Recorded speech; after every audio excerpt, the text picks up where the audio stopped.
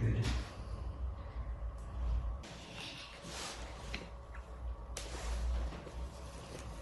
Tamam.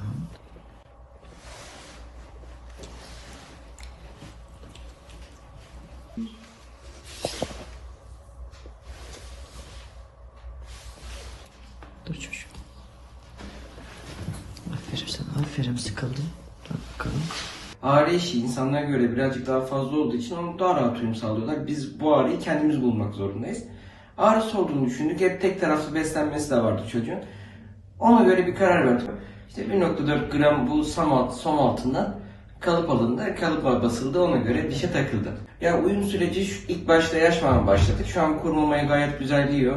Evde annesinin kollarını ısırıyor. Sağa sola ısırmaya devam ediyor. Gayet güzel bir şekilde gidiyoruz.